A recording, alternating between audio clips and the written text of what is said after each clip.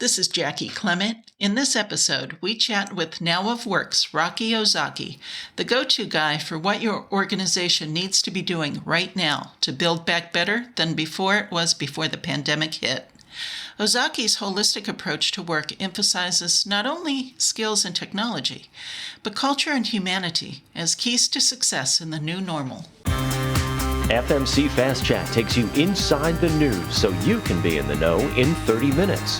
Hosted by Fair Media Council CEO and Executive Director Jackie Clement, Fast Chat features notables in news, media, and business.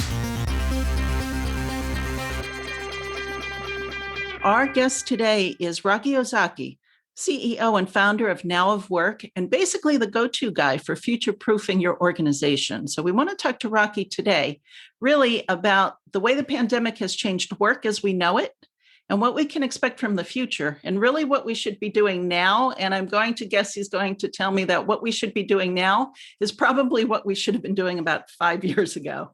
Would that be an accurate beginning for you, Rock? I think 5 years is pretty conservative. Okay. Well, thank you so much for joining us today. Let's get right to it, though. From your perspective, I guess, can you encapsulate for us how the pandemic illustrated the state of businesses today and how we're working? Yeah. So I like a lot of companies are using the term awakening. Okay. And so what happened, I think, it's human nature, right? Companies were doing well and the sense of urgency wasn't upon us for outside of maybe digitization. Mm-hmm. You know, this idea of the old paradigm of work and industrial age mindset, it's kind of been on the radar for, like you said, at least 5 years, probably 10, actually. And then what the pandemic was, it awoken organizations. It forced them into a state that was going to happen anyway, but they had no choice. And I think that's one of the most profound impacts of this global pandemic. Okay. But I guess what's happening, though, from what I'm seeing at least, is people are just kind of in a panic, though, because they're discovering that they don't have the skills that they need to do what needs to be done. You know, what's interesting about that comment is that actually I think they do. Part of this is, there's just so much. There's so much happening, right? And I think that's part of the challenge is that the calm, the clarity, the confidence that people need to survive through this is lacking. But the reality is, it's like, let's use the analogy. Let's get right into innovation. I believe that every person is creative. It's just that organizations maybe don't have the frameworks to tease out the innovation, to democratize ideas, et cetera, and bring them to life. But the creativity was always there. So I'm not convinced actually that people don't have the skills. It's just that we've been operating in that old industrial age mindset, command and control, Monday to Friday, punch in, punch out. And that just doesn't work anymore. Okay. All right. So you're also talking about, though, corporate culture as playing a big part into this, aside from technology, right? In fact, I think company culture, so again, something that's been sort of beat down people's throats forever is like culture wins, culture eats strategy for breakfast. I believe that to be true. And I think that any organization that's going to thrive in the future are the ones that can bring the entire culture along this journey. And so you're right. I believe, and I can dive into any aspect of culture with you, but that's what's going to win. It's not going to be top down preaching that we need to change. You've got to fundamentally change the mindset, the muscle memory, and the culture of your companies. Okay, so can you give me a little bit of a walkthrough? How do you do that, say, with a company that is a legacy company, old school, lots of layers of management versus a startup that has no resources, no money, so both ends of the equation there. Yeah, it's interesting you use that comparison because there's literally polar opposites. Why are startups winning today? It's because of that scrappiness. Is that, you remember we talked about urgency to kick it off? Mm-hmm. If they don't get customers and paying customers, they're out of business, and so they don't have the balance sheet to fall back on. And so it's a perfect analogy. And in a hyper technological world that we're living in, they are the benchmark. So when we look at legacy organizations, as it's a good term for them, by the way. I think some of the things they can do is take the playbook from startup. And so some of the terms you hear like failing fast, building MVPs, right? Doing customer discovery, being more human-centric, human-centered design. I find that for enterprise, if they can get away from, again, preaching top down, put innovation, put agility, put all these, whatever it is, it doesn't matter what the context is, put them in the hands and allow it to be created bottom up. That's how you're going to win in these legacy organizations. And of course, it's way more complex than I make it sound. But if it's not bottom up driven, if it's not anchored on human centricity, these legacy organizations are going to have a tough time, in my opinion.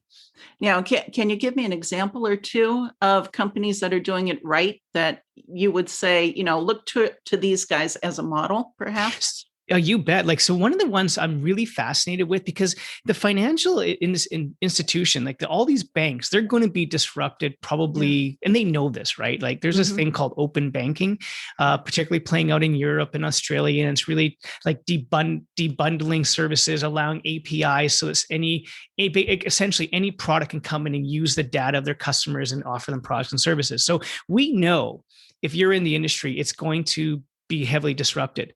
I've been super fascinated by watching the credit union space.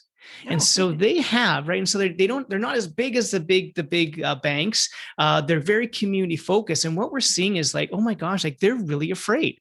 They were afraid already of both sides, the banks because of their girth. Yeah. They were afraid of the startup and fintechs because they can move so fast and they're stuck in this middle. And so what the credit unions across North America I've seen have done is rally together to say, let's stop and use our size as an advantage. And so they're starting to partner with fintechs. They're starting to build out more innovation within their organizations. They're getting more close to their members, like really getting to know the problems they're solving, particularly through this pandemic. It's like, wow, like what are you looking for now in this new world, this life now that's been challenged, all the assumptions of life as a member of our credit union? How can we help you most?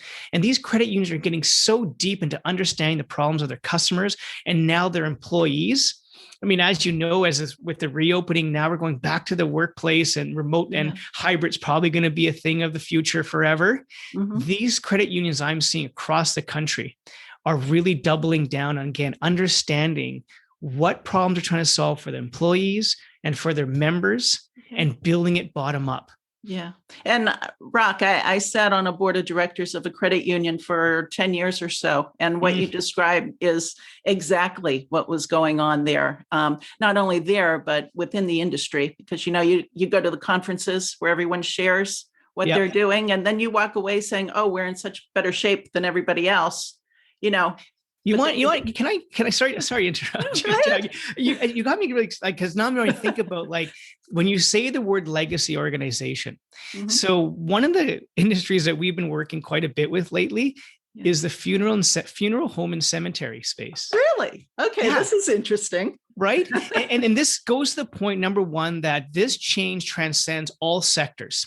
Right. And so if you ever want to think about a legacy industry, that's probably one of them. Right. Like, and it's so interesting because there's so probably the original legacy industry. Yeah. Right. And people are always going to pass. And so you would think, and so I guess they were very complacent. And we're seeing across, particularly work in the United States, wow, they're really saying, this isn't just about digital. Of course it is, but let's reimagine, like, what is death? How do we even talk about it? Like in this younger generation, we did a hackathon with a funeral home and cemetery industry association. And what they learned from this ideation session was that this younger generation, the ones who are now planning for the celebration of those that are passing on, the older ones, are saying this whole idea of having black and white and somber music and that 1970 decorated funeral home are gone. Yeah. We want music, we want apps, we want to celebrate. And like they're really changing. And now they're starting to really pivot into this actually like party planning. I don't want to use a party plan, but the event planning mode. And that's just one example. There's probably 3 or 4 on their roadmap now where they're going to disrupt themselves. That is so interesting. Thank you for bringing that example to life, because it's something you would never, ever think about, but it makes perfect sense. And it is a great litmus test to say, if they can change everything, certainly you can change everything. I want to ask you about employees, but first I want to call attention to the fact that I say organization and you say organization. And the reason for that is I'm in New York and you're not. So here, pretty much everything has opened up. There's still a little debate going on whether or not masks need to be used in schools and when you're outside of school, things like that. But what's happening in your part of the world? So I'm in Western Canada. And but before it's worth probably 70% of our clients in the US. So I'm pretty dialed into what's happening in most jurisdictions around North America. Here we are in just about to go into what's called phase 2 of reopening. And so that means we can do indoor gatherings up to 50. And we're having, well, obviously the outdoor gatherings are there. Travel within our state or province is now open. So we're well on our way. I think in our province, whatever it is, I should know this better, 6 or 8 million people. It's quite small. We're down to under 100, I think about 150 cases a day right now. Oh, so, and vaccinations have ramped up. I think we're at 70% vaccinations. So we're definitely in reopen mode. And in terms of the context of going back to work, I think everyone has it on their radar for this fall. Okay. All right. So we're a little bit ahead of you, but not by much. So my question about employees, I guess at the moment is, with so much change going on, one, I am going to just kind of have a leap of faith here and correct me if my idea here is right or wrong. I'm going to guess that this is going to mean that corporations or organizations, no matter the size, need to double down and get serious about employee training, one.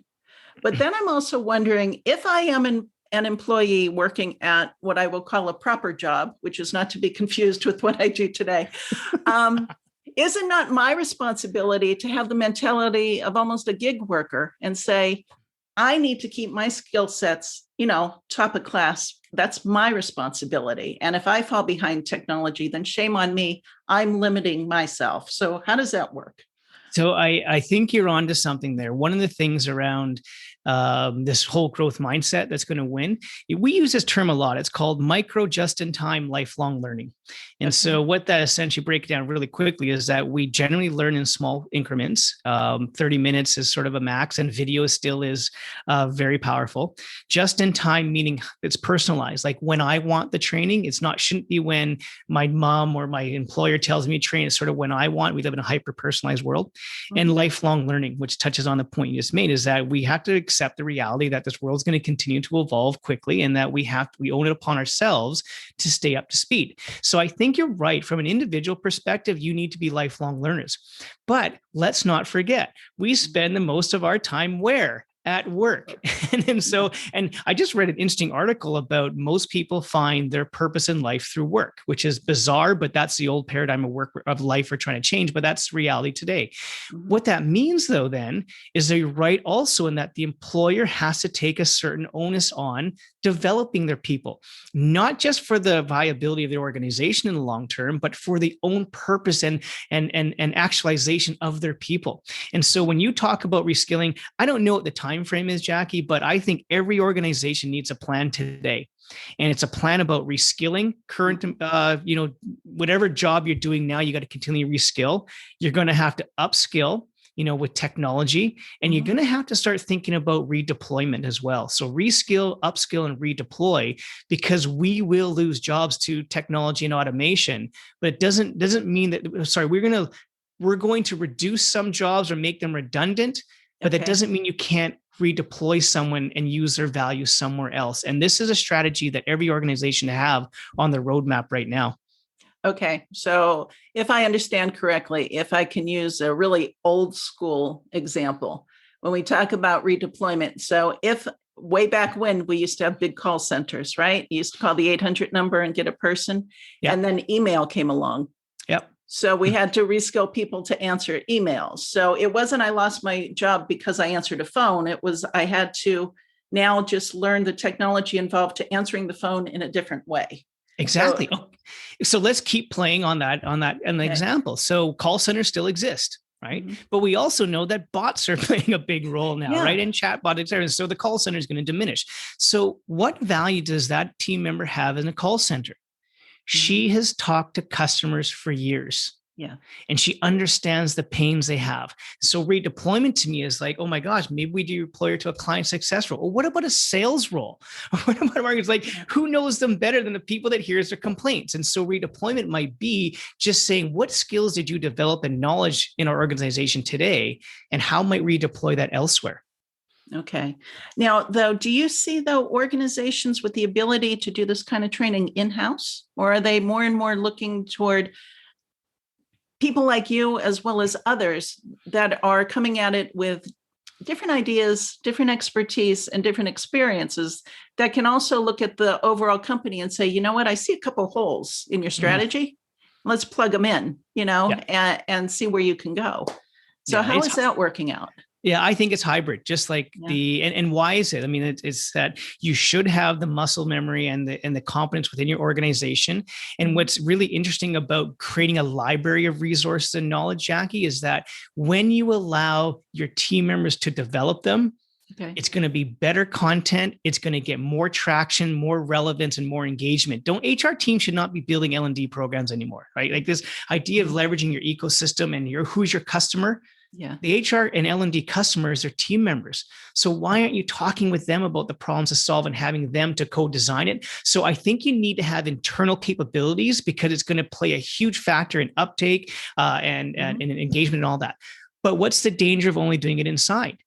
Is that you get siloed thinking and you constantly that's why turnover is good for organizations, because you get new blood, you get new ideas, right? And so it's impossible for any organization to be ahead of all, or at least in line with all the emerging technologies and trends. That's where it's complemented by external resources. And it doesn't mean you have to pay for them, right? Whether it's YouTube or small or even inexpensive ones like Udemy, there's so many online courses and content out there that they should be leveraging. Okay.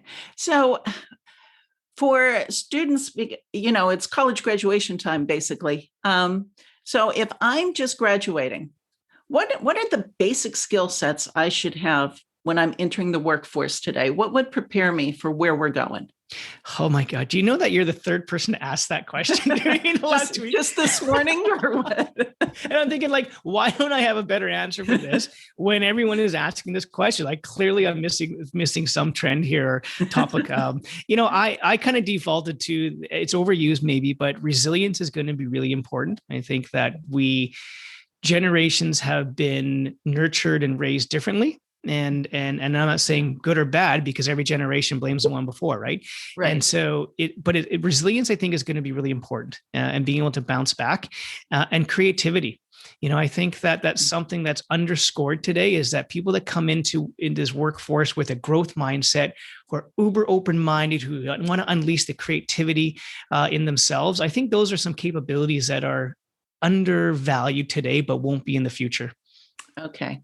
And let me ask you the flip side of that question, which is, what does the best CEO need today in terms of skills in order to lead? What does that skill set look like? What's interesting about your questions is that we've done so much work into this space. When I talk a lot about growth mindset, we believe, and I'm not in any way a scholar in this, but I've learned through my work that it's easier to create a growth mindset at a manager level down. And the CEO, when you get to that C-suite, you're in many ways, you're actually quite biased and you're set in your ways, right? So that's just for what it's worth. I think the CEOs today, I think if she wanted to really build her toolbox, it's to expand into her ecosystem. Right. And we push a lot for this, is adjacencies and startups and research and post-secondary. Give yourself and your executive team the gift of getting outside your own four walls. Because the minute you start, so I'm not sure, I think you and I were joking at a previous call around, not joking, but talking about NFTs, these non-fungible tokens in the blockchain, right? And so there's so many people maybe are talking, but they don't know what it is. Right. We work with one CEO and we said, here's all you're going to do is go out into your ecosystem, because there's actually some startups playing in this space today. And she spent one day not even a day, hours with this startup. And now she fully understood the use case, not just for NFTs, but blockchain in general. And so in the course of a couple of hours, just by getting outside her own doors into the startup ecosystem, she accelerated her vision for what the future was coming by a year, probably. Okay. So, there's so many things that a CEO can do, but I think one of the biggest opportunities is to get into the heads of the startup in your ecosystem, because they're the ones trying to disrupt you in the first place. So you may as well make them an ally, not an enemy. Good advice. Yeah, definitely.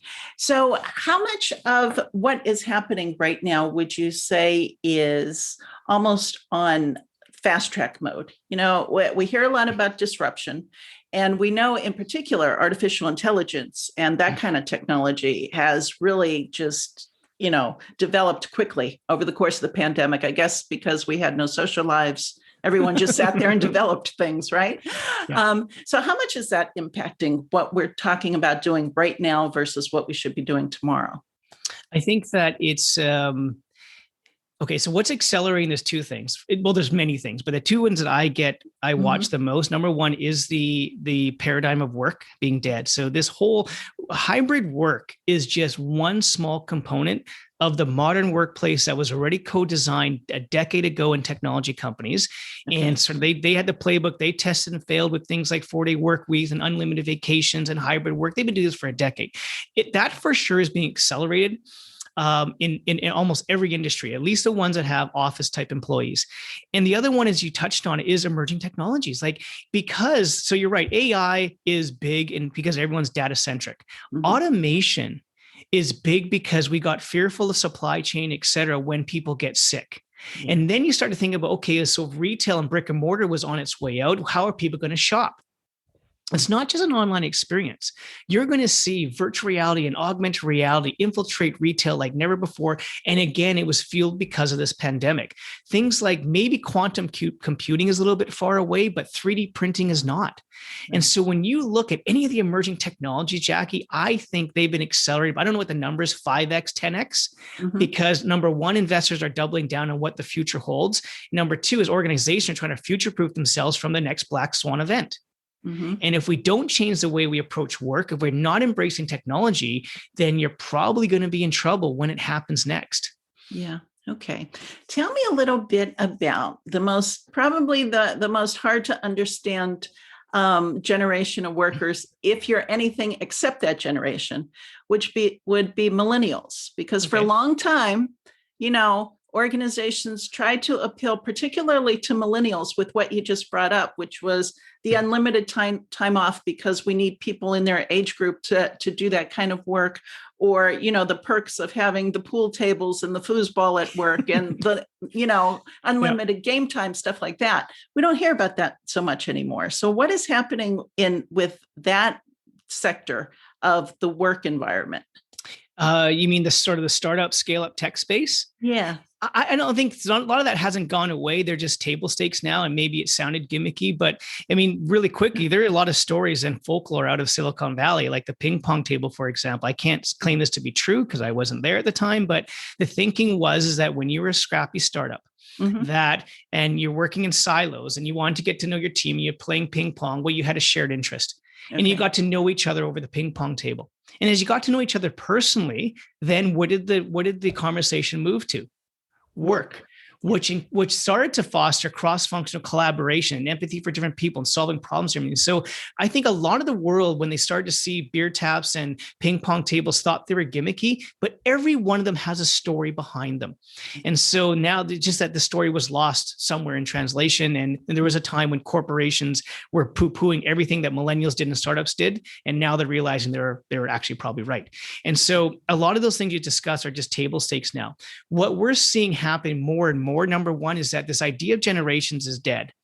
Is that actually, we're fundamentally all the same things. Let's just talk to any baby boomer today or any honest one, particularly a late baby boomer.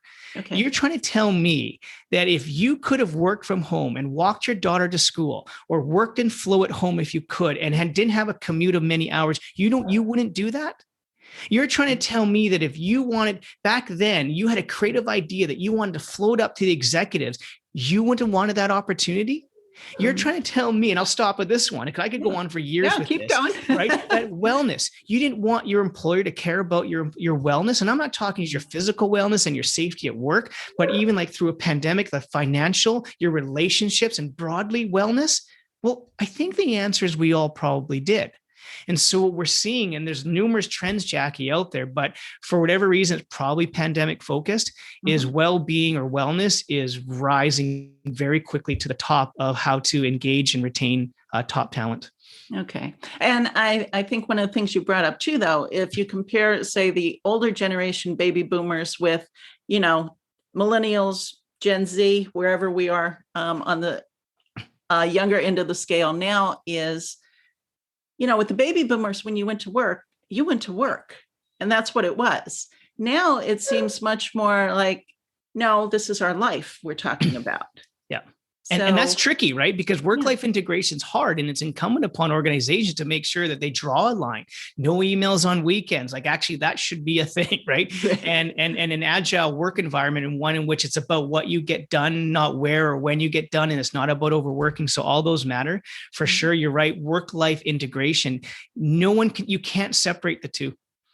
And so let's make sure it's not about balance. It's about integrating the two. But can I just storytell for real quickly one other thing? Yes, absolutely. I get so excited about this generational thing. I hadn't guessed, Rob. But here's a hilarious one, right? Like one of my co-founders says to me always, Rock, people hate two things in life: change and things staying the same. Right. Okay. And so when I think about these generations, like, it was probably 5 or 7 years ago that the baby boomer was hard on the young people, saying you're spending all your time on your phone, on this thing called Facebook and all these apps and blah, blah, blah. Right. Well, who are the biggest adopters today? Right. Because they finally saw the value proposition of being in touch with old friends from high school or university and college, that they could see pictures of their grandchildren. And now Uber, Airbnb, sure, you poo-pooed them a decade ago because it was a young person thing, but now you've realized. And so sometimes it just takes some time for generations to see, number one, because it's hard to deal with change, but the young people are designing this future as they always have. And these older generations need to embrace this, in my view. It doesn't mean you need to fully embrace, but you will see that there's value propositions in almost every technology, no matter what age you are. And it comes down to solving problems at a human level, which transcends, again, all generations. It's just a matter of how much do you embrace those changes and how much are you willing to adopt them and have that growth mindset. And again, that's where CEOs or older people, it's hard to create that growth mindset as it is in younger people, at least in my experiences. Okay. Now, and that is actually a great spot for us to have to wrap up. I don't know if you heard my dog barking in the background. I think he was agreeing with what you were saying. Oh, I hope so. But one last question, which is our typical ending to our Fast Chat discussions, which is, what is the best part about being Rocky Ozaki today? Oh, gosh. It is... Like many people, I've challenged my assumptions of work and life. And the best thing today is 10 months ago, we moved out of the city into a rural community in the mountains in called Lake Country. And I spend 5 times more. I work much less, spend more time with my daughter and my wife and being outdoors and doing the things that life is about, while being responsible to pay bills and work and do what I love. But then I used to be that 60 plus hour a week work guy. And those days are long behind me. It's about relationships and my family and our health and things like that. And I'm living what we all want. And I know I'm blessed. The Fair Media Council is a 501c3 nonprofit organization advocating for quality news and working to create a media-savvy society. For more information about the Fair Media Council and upcoming Fast Chat shows, check out fairmediacouncil.org.